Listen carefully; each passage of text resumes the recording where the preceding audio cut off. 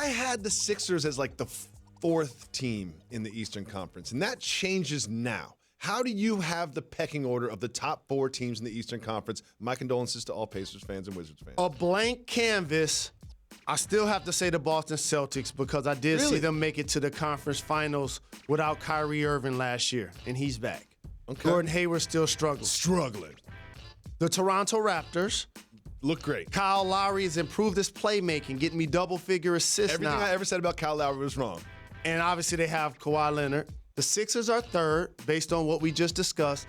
And don't dismiss the Milwaukee Bucks. They probably have the best player not only in the conference, but a front runner, gonna be one of the top players as it relates to like all NBA consideration. Of course. In the Greek Freak, I appreciate how Lopez has reinvented himself as a player that would post really up, shoot threes. that can now really shoot threes, as we saw over the weekend. And quietly, no one talks about this. Malcolm Brogdon has really improved from last year. Yes. Malcolm Brogdon has been playing really well this year, and obviously Chris Middleton is having a little breakout year, going to be an all-star. Absolutely. So those are the teams. Indiana's going to be in the conversation beyond that, but those are the top 4 teams in the conference. So when I look at this, I just think, are the 76ers going to give Jimmy Butler this deal?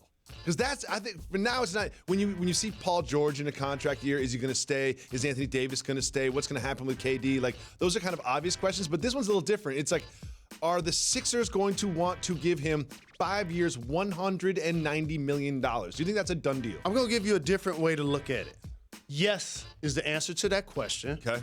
Because of what I said to begin this conversation. They're in the same conference as the Boston Celtics, who, when you look at their roster, they're set now. When you look at their assets, they're set for the future. Oh, yeah. And they're going to be able to continue to have what it takes to bring in other great players that they see have potential to build on what they've done. So if you're going to be in a conference with them, you got to now go after the best players.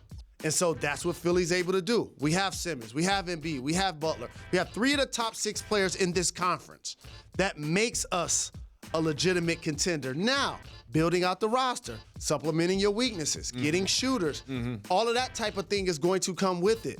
But you definitely pay Butler because you already paid Covington $70. You traded him. You wasn't going to give a big deal ultimately to Saric. So you save that money and you give it to Jimmy Butler. And that's what Minnesota was thinking. Now, I don't think Minnesota did good in this trade, but let me tell you this.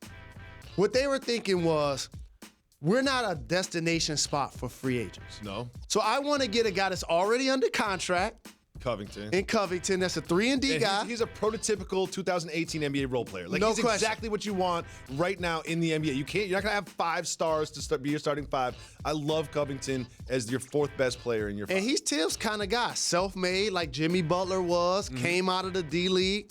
And then Saric is a big that can shoot threes and stretch the floor. You put him alongside Karl-Anthony Towns. He's still on a rookie deal. I have assets as the coach. That's also the GM that can put players out there, and Minnesota's actually going to be better. You think so? Have you seen Minnesota play this season? I've seen him play with Jimmy Butler. Okay, they're going to be better without Butler. These guys are going to give you more points. They're going to give you more three-pointers, and they're going to give you the opportunity to allow Karl-Anthony Towns and Wiggins to flourish who they want to build a team around. What did Karl-Anthony Towns text Andrew Wiggins when he found out that Jimmy Butler was officially traded? He's like, you still getting the max? I'm still getting the max? He gone? Cool.